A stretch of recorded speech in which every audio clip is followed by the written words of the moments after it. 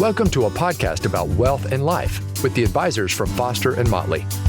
In this podcast, they share their mission to help individuals, couples, and families achieve the life they envision by providing a comprehensive wealth management experience.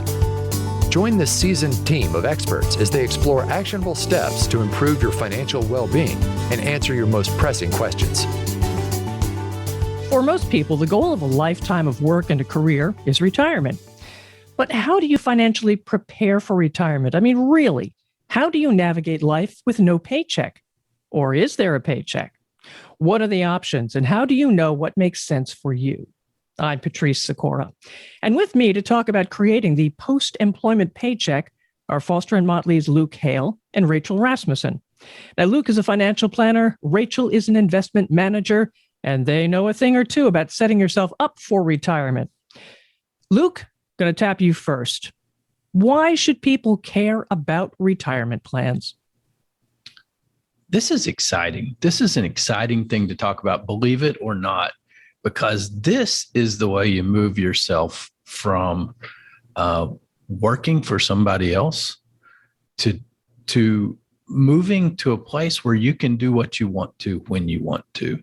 So it's not about delayed gratification and that's so hard and all that kind of negative talk. It's about a positive kind of experience, moving you to be financially independent, independently wealthy if we play our cards right. I like that. And this is the way you do it. A retirement plan is kind of the first ingredient in the secret sauce. You gotta go where those tax loopholes are, and the retirement plans, the 401k plans and things like that are one of the few places that are available as a loophole. They're kind of the everyman loophole.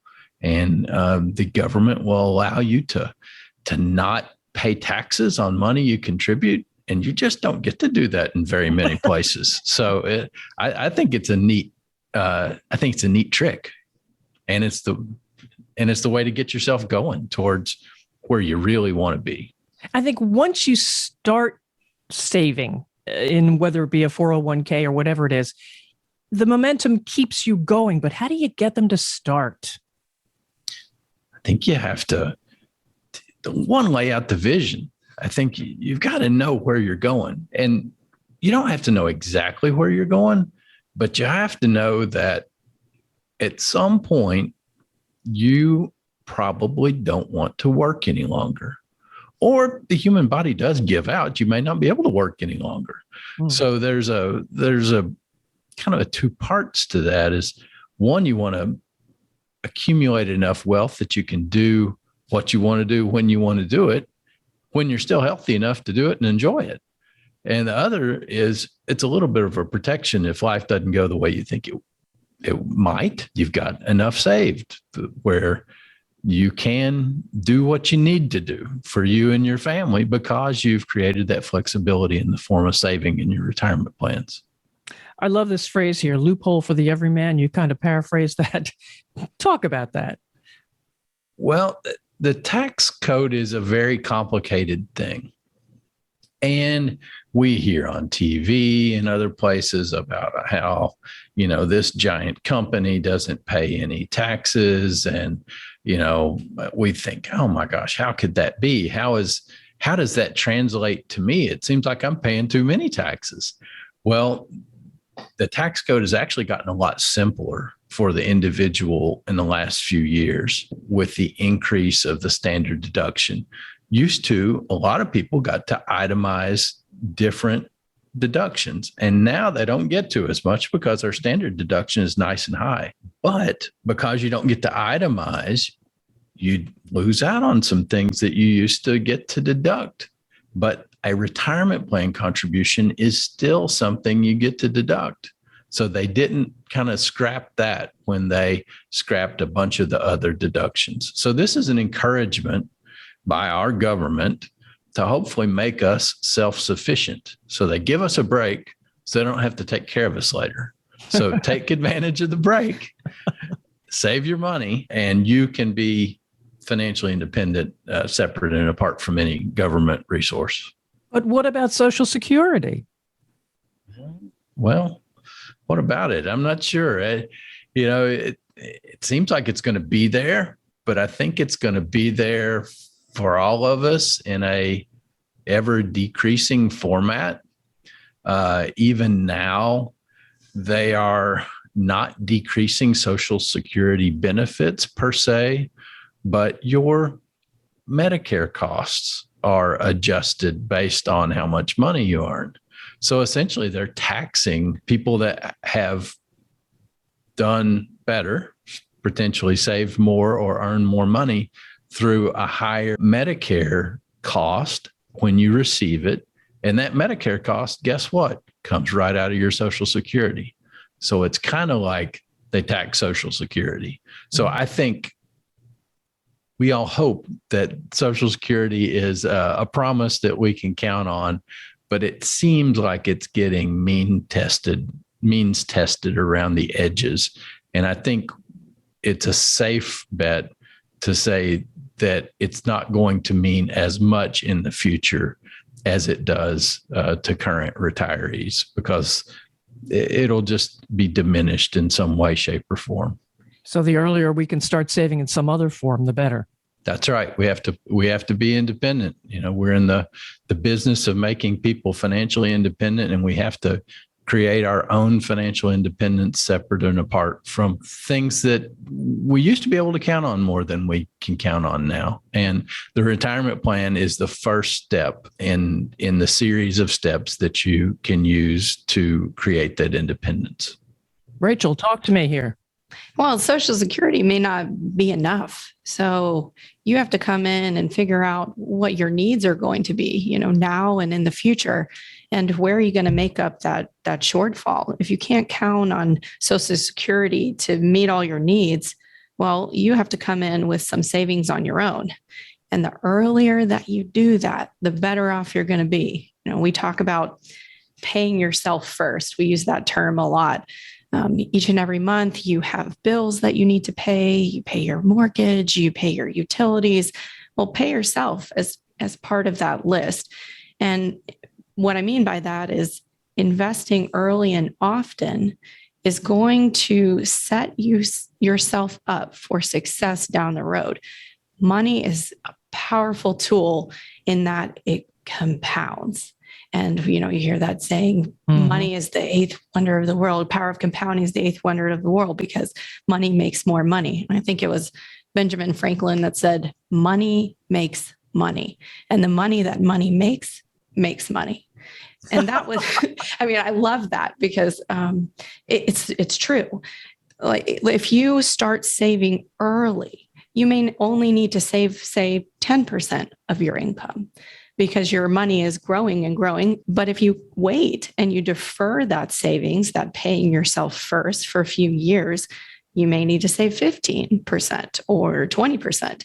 And in your current day-to-day, that might make you less satisfied with what you take home. So we really encourage saving early and often. So let's go over an example. Just put that out in terms here.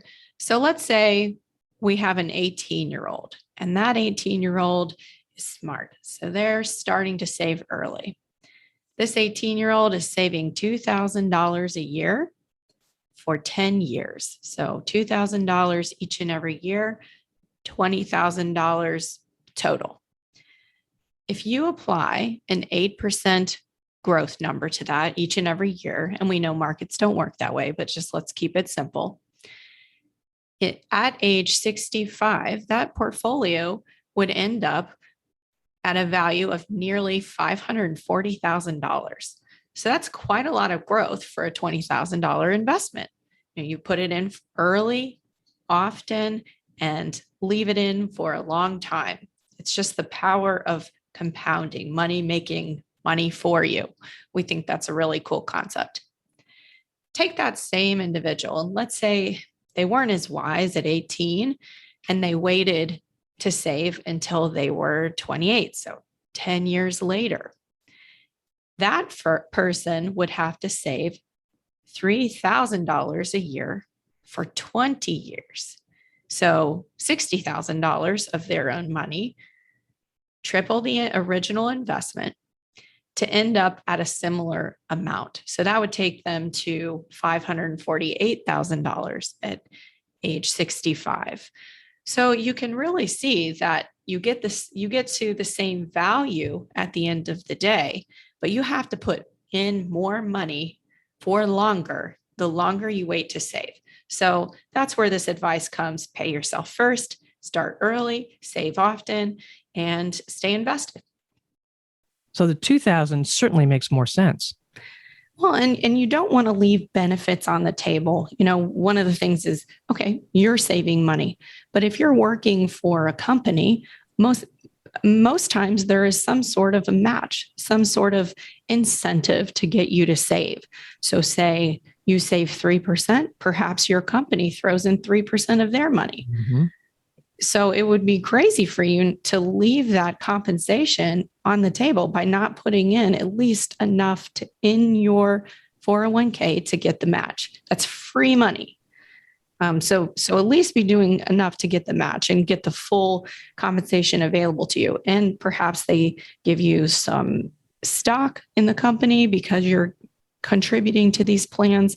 So really take a good look at your benefits and making sure you're maximizing not only what you're able to save, but also what the company is able to help you save. So it's a really nice tool. Is it ever too late to start? It's never too late. It's better to do some than none. We might work with folks who started saving when they're young, and then they realize, hey, perhaps I don't want to work until I'm 75. What do I need to do to get myself in a position to be able to stop earlier? I'm kind of getting burned out on this. Well, we can back into that and kind of figure out, okay, based on some reasonable return expectations and certain savings rates, what's it going to take to help you get there? And that's where engaging a financial planner like Luke or another person at Foster and Motley can really, really help. All right. There are different types of plans, right? There are many different types of retirement, pre-retirement plans, whatever. Why do we have so many plans, and tell me about them?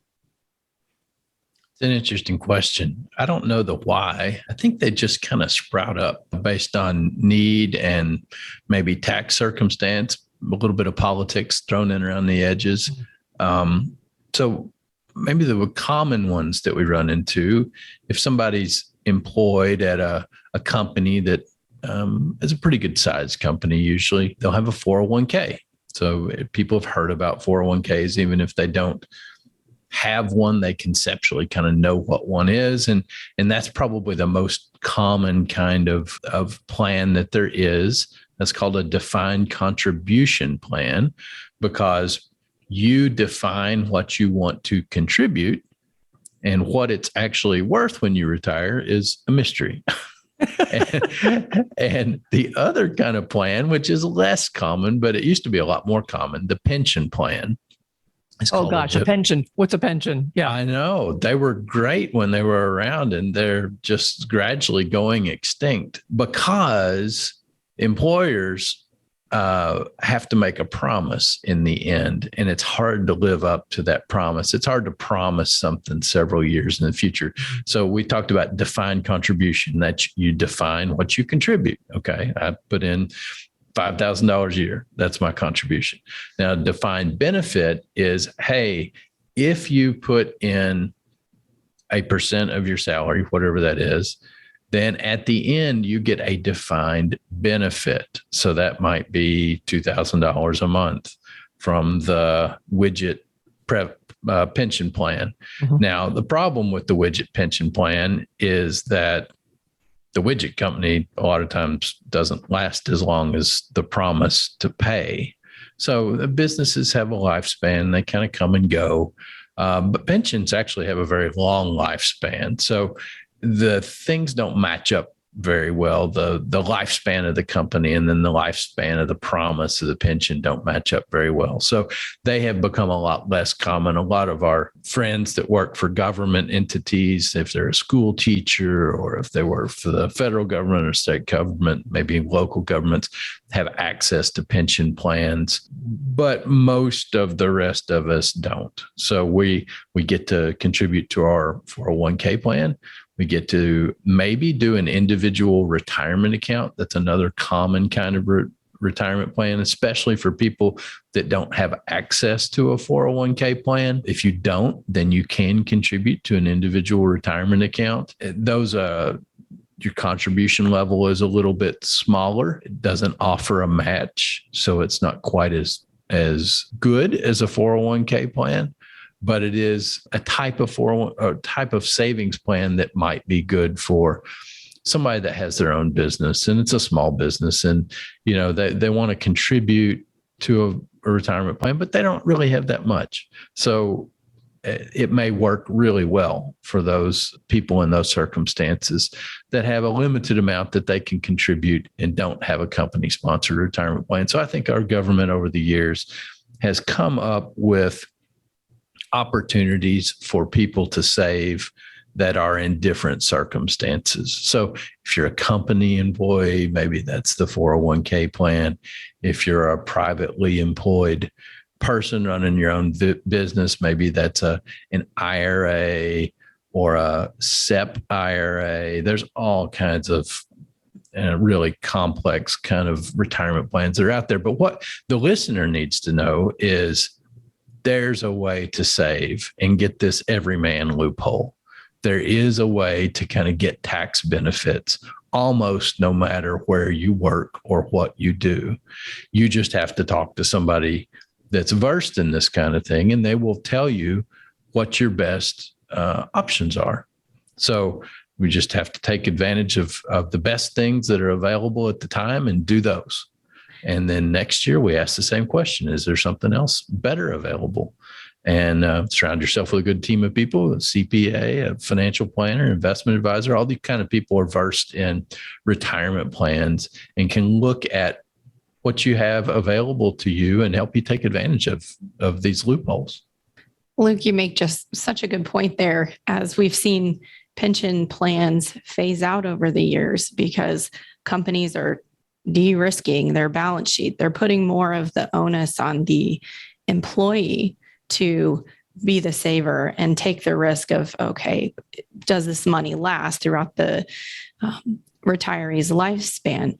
That responsibility goes more on the individual, which means you really need to look at your options, understand your benefit packages, understand if you're an individual business owner or you have a small team. There are things that you can do to help yourself now that are going to really pay off if you do them each and every year. But it becomes, the longer you wait, the more difficult it becomes to get that full maximum benefit. So the phasing out of the pension plan has almost put this to the forefront of pay attention to this now. What are some of the ways you could maximize your benefits? I think when we work with people, we take, if they're a company employee, we will actually take their benefit books that the companies provide them when they begin working. And we'll go through them and we'll see, okay, what's available? What can you be doing here? Sometimes it's a 401k. Sometimes it's a 401k and something called a deferred compensation plan. So that kind of lets you save extra money on top of your 401k. We run into health savings accounts. Health savings accounts are kind of interesting. So they were built really a few years ago to help us pay for, if you have a high deductible health insurance plan. So only certain people have this kind of plan, but more and more people do have a high deductible health insurance savings plan or health insurance plan. You can put a health savings account with that and essentially save money. It's about $7,000 a year for a family pre-tax. Again, the loophole, we're always looking for the loophole. So, and if you make $100,000 a year and you use one of these, put $7,000 in for your family, the loophole is now you're only taxed on $93,000, 100 minus 7. So that's the loophole, is you get tax-free. You get to invest your money tax-free. So you can put money away in the health savings account, and then it can grow like a retirement plan too. If you're a healthy person, maybe you don't have many expenses, or maybe you choose to pay for your health expenses just out of pocket and just use this as an extra savings vehicle. So you just need to everybody needs to look and see what options they have. If they don't understand them, seek professional advice. We'll go through, figure out what you can do, and then we'll do it. Say, okay, let's put some here. Let's put some here. This looks like a good option maybe for next year, but not for this year. So everybody's circumstance is pretty individual. One other thing that this reminds me of is something that we've seen with our clients. And it used to be that folks would stay at a company for 25 years. They'd work there their whole career and retire. Well, that's pretty straightforward. Here are my benefits. It might change a little bit year to year, but it's pretty similar. Well, now you see a lot more moving around, changing jobs, going for a promotion at another company. Well, what can happen when you do that is your benefit plans change. And so what you don't want to have happen is you've left a job and you just leave your 401k out there at the previous custodian and not pay attention. Well, now I have a new benefits plan. Don't forget that you have that other money. Yeah. And there's some actions that you need to take because we've seen that people forget that they have it. And, it helps just to keep things consolidated and to pay attention, especially when you're in the middle of changing careers or changing jobs.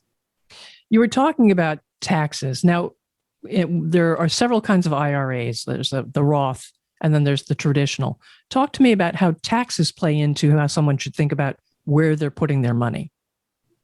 It impacts not only the tax situation, the planning, but it also impacts the investments that are in the account. But if we think about a Roth option versus a regular 401k, 403b contribution, the 401k or the 403b contribution is pre-tax. So in the example that Luke gave, $100,000, you put $7,000 in your HSA. Well, you're only reporting income of 93. It's the same way with a 401k or 403b. That is pre-tax. So it essentially allows you to use the government's, call it tax-free holiday until you retire and take money out. So it's tax-free now. You pay tax later when you take it out. And so the Roth, by contrast, you pay tax today. And the benefit that you get is those dollars, you invest them, they grow over time. You've paid the tax now. So later, 20 years down the road, you take that money out and you don't owe any tax. So you get all of that appreciation tax-free. So it's important to look at in your individual circumstances based on your tax brackets, based on what you expect your rates to be now versus in the future. That helps make that decision, which contribution type is right for you. And of course, Luke can go much more in detail on that as a CFP. Yeah, and it's a bet on taxes, and we really don't know what those are going to be. So we kind of, there's a saying, you pay your money and you take your chances. That's kind of what all these things are. We think we know what's going to happen, or we think there's a good probability of this kind of tax thing or that kind of tax thing happening in the future, but none of us really know. Typically, Roth 401ks or Roth IRAs make the most sense for people earlier in their careers that are kind of at those lower tax rates. If you see your career doing really well and you end up at paying some higher taxes, you may be better off taking the tax deduction in the traditional form of a 401k or a deductible IRA. So Roth early, traditional 401k later has been the conventional thinking. That can be a very individual piece of advice depending on what you think will happen with taxes or what might happen to your income next year. If you have a year where you're between jobs or you take a sabbatical or whatever it is, where your income is a little bit lower, well, maybe that year makes sense for a Roth contribution versus a traditional contribution. So mostly the conventional wisdom is sooner is better than later on a Roth. So younger people benefit more, but that's based on a set of tax assumptions, and who knows what those will be.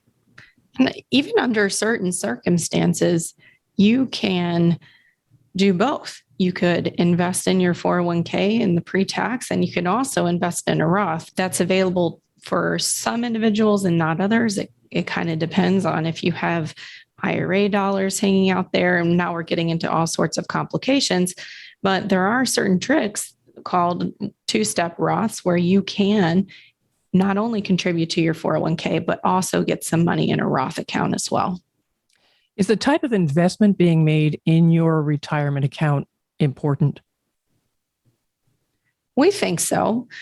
It's something that we try to pay attention to.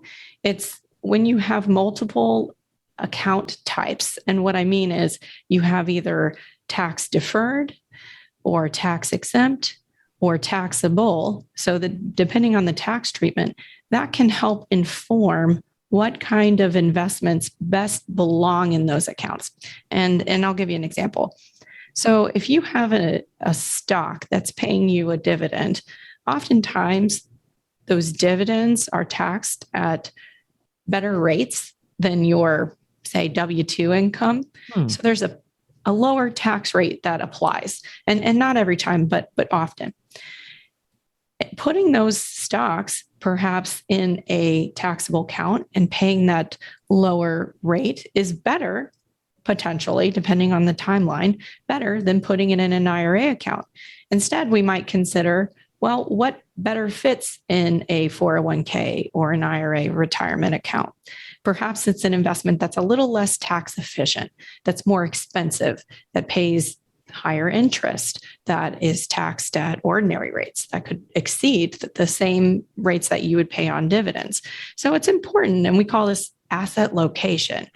You can still hold the assets, but it's just about how can you maximize the benefit by being cognizant of tax treatments. So that's something that we look at pretty carefully. We have not even gotten into contributions and distributions, which are conundrums all unto themselves when it comes to retirement accounts. We are coming up against almost half an hour on this, but I would suggest that we decide to do a two-parter here, and let's do our second part on contributions and distributions for retirement accounts. How does that sound to you? Good idea. There's a lot to dig into here. Important stuff that everyone should care about. It is. Is there any final thing within the topics that we've covered that we haven't mentioned you think we should? I'd like to touch one more time on what Rachel brought up about keeping. We live in a pretty diverse economic society, and more people are moving from job to job. It is important this is all your stuff. If you saved it at company, a company two jobs ago, you got to go get it, and you got to put it in. I would think of it like a backpack. An IRA is like a backpack. So that's an individual retirement account. So that is the money that you are going to use for retirement. So when you leave a job, put it in your backpack, put it in your IRA. You go to get your next job. It didn't work out, or you got a promotion out of it pretty quickly. You had $10,000 in their 401k. Go get it. Put it in your backpack, put it in your IRA. So there's some maintenance that goes with this, but it all is worth it if we can make you financially independent and let you do what you want to do when you want to do it. And there's a common misconception that I've seen out there where you leave a job and you think, well, I've got this 401k. When I take it out, that equals a taxable event. That's not necessarily true. If you're doing what Luke says here about putting it in the IRA backpack, if you will, you are transferring it to a similar account. You're not taking the money out of a retirement account. You're keeping it in a retirement account. That doesn't mean you're going to have a taxable event. So as long as you're being intentional about these transfers, you'll be in good shape. But that's where people can get a little bit confused. And if people should have questions, how can they reach you at Foster and Motley? You can give us a call, 513-561-6640, or visit us on the web at fosterandmotley.com. All right, Luke and Rachel, part 1, ladies and gentlemen. We will have part 2 shortly on retirement planning, and look for it. Subscribe, follow, and of course, share with others too. And let us know if you've got a question you may want answered. We'd love to hear from you in the comments. I'm Patrice Sikora, and let's talk again later. Thank you for listening to Foster and Motley, a podcast about wealth and life. Click the subscribe button below to be notified when new episodes become available. The information discussed and posted represents the views and opinions of the guests and does not necessarily represent the views or opinions of Foster and Motley. The content, including mention of specific investments or planning techniques, is for informational and for educational purposes only. It is not intended as a recommendation or a substitute for professional financial advice. Always seek the advice of your financial advisor or other qualified financial service provider with any questions regarding your financial planning and investments. Foster and Motley is not affiliated with any third-party providers. Any mention of a third-party provider does not imply an endorsement of that provider. If you decide to utilize a third-party provider, you do so at your own risk.